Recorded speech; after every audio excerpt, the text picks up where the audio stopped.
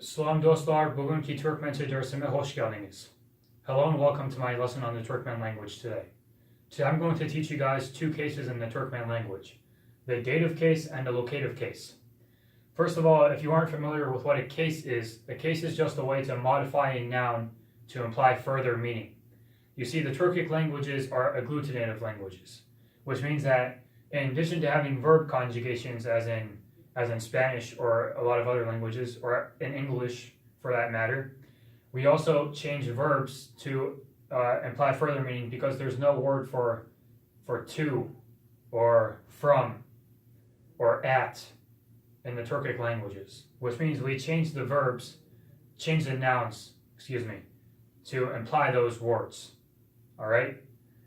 So today I'm just going to teach you guys two cases in the Turkmen language. The dative case, which is, you can think of it as meaning to or towards, and the locative case, which you can think of it as meaning at. And I'll get deeper into that and it'll be less confusing in a second. Before we start the lesson on these two cases, I think we need to clear up some vocabulary words just so you guys can understand my exercise here. Okay? So here we have 4 nouns and 4 verbs. Okay? So otobus means bus, mektep means school, ish means work, çay means tea. All right, so those are the four nouns: otobus, mektep, ish, and çay. And if you guys forget, because I know it's not easy to remember something in a few seconds, especially if you're new to this or you're not familiar with other Turkmen languages, it'll be right here. So just look at this and it'll be simple. All right. So that's our 4 nouns that you need to know for today's lesson, and then 4 verbs. And I already have the verbs conjugated for you guys, so you're not going to have to worry about that. But I just wrote the meanings down because you guys don't know that yet either. So here we use the verb gitmek, conjugated into the he, she, it form, and that means to go. Okay. Here is the verb to walk, yürümek, conjugated into the men form, the I form, and you can watch the first lesson I have on this, the personal pronouns in the Turkmen language, to know this. Men, sen, ol, biz, siz, olar, I, you, he, we, you, all, they. Okay, so men means I, so from that, even if you don't know the conjugation, you can just infer that's conjugated to the I form. Okay, so yürüyen means I am walking. Okay, baryan means you are headed to, so the verb here means to be headed somewhere, barmak. And gerek isn't really a verb. I mean, it's not conjugated, but if you use it after a noun, it implies that something is needed. And this word gerek is actually present in, I think, almost every single Turkic language. And interestingly, it's also present in Hungarian. So that might imply that Hungarian is distantly related to Turkic, or maybe it got it from a Turkic language at some point. But yeah, this word here is present in a lot of languages, agglutinative languages. All right, so not that it has anything to do with agglutination, but whatever. Anyways, the dative case and the locative case. Let's start with the dative case. As I said before, the dative case implies movement towards something, or you can just think of it as the word to or as the word towards. Okay? So, in this sentence, we use the noun Göktepe, which is just it's a pronoun. It's the name of a city. All right? So let's practice. To make the dative case, you just add E, A, or this letter, which is A with the 2 dots on top of it, which is a soft A, as in apple. All right, so you add one of these 3 letters based on the vowels behind it to modify the verb, to modify the noun. Okay? So, here's our first sentence. Bu otobus Göktepe gidiyor. Okay? Bu means this. Okay, that's one more thing I should have told you guys first. Okay, so this bus to Göktepe is going. You see, the original noun here is Göktepe, that ends in an E, but we change this E to E, which is like Göktepe. We change that to Göktepe to imply, movement towards it, or to just think of it as the word to. Just think of this ending here, the A, as the word to. Okay, so literally, this bus Göktepe, the name of the city, to is going. Or literally, this bus is going to Göktepe. All right, you understand now? Second sentence. Men mektebe yürüyen. Okay, so men means I. What does mektep mean?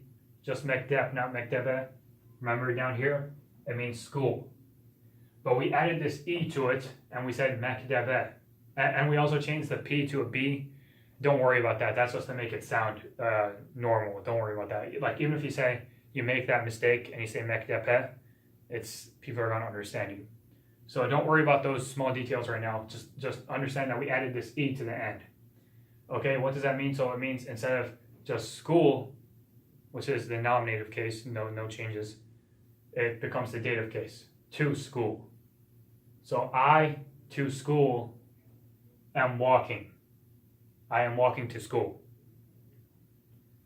Sen işe barayan. Remember, barayan means headed to. Sen means you, so this means you are headed to. Ish means work, and we added E to ish. Okay, so instead of just work, it means to work. So you to work are walking.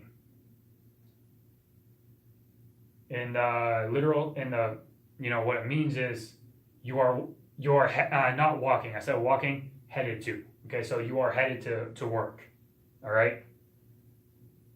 And something you'll find with the Turkic languages, if you're studying Turkish or Turkmen, is that if you're familiar with English, compared to English, these languages sometimes go backwards.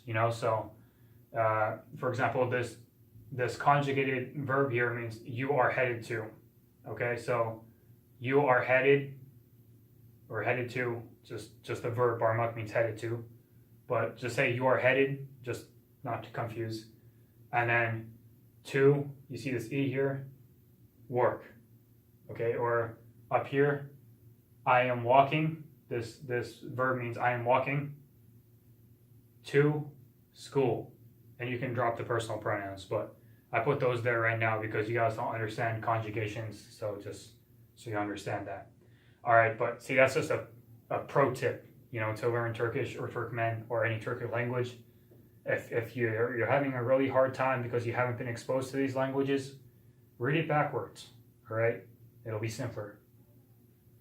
Okay, and in this fourth case, you can use it with gerek to imply something is needed for somebody. So, ona çay gerek. To him, tea is needed.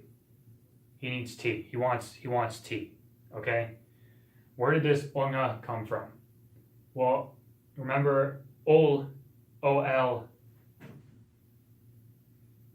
means he or she or it.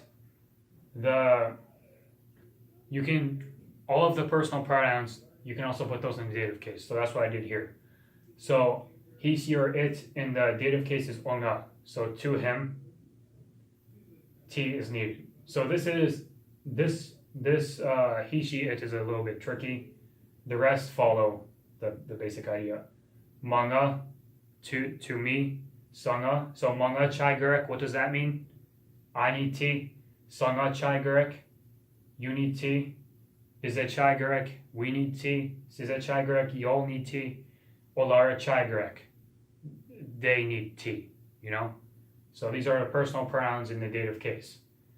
Or, yeah, okay? Locative case. I like to think of this as a complement to the dative case because it's like the dative case is you're going to that place, and then the locative case is you are at that place. It doesn't necessarily have to be a place, but you're headed to, you're at, okay? You can think of locative as at, the word at. So if you add de, de, or da, or da, or de to the end of the noun, you imply location, okay? So, and then remember the word nerede is a question word, and you'll see this in our second lesson. It's one of the 5 question words. Nerede means where, Okay, so remember before we said bu otobüs Göktepe gitya? This bus is going to Göktepe. Okay, so let's say somebody asks you, hey, where's the bus? Otobüs nerede? And then let's say it already made it to Göktepe. What would you say? Otobüs Göktepe'de. Or because you're talking about the noun already, you could just say Göktepe'de, at Göktepe. But the full sentence would be, the bus is at Göktepe. Alright? Men nerede? Where am I? I mean, it would be kind of odd if you didn't know where you were yourself, but for the sake of the exercise, just follow, okay? Men nerede? Where am I? Men mektepte. I am at school. Sen nerede? Where are you? What do you say? You want to say you're at work. You say işte, at work. So ish, remember, means work.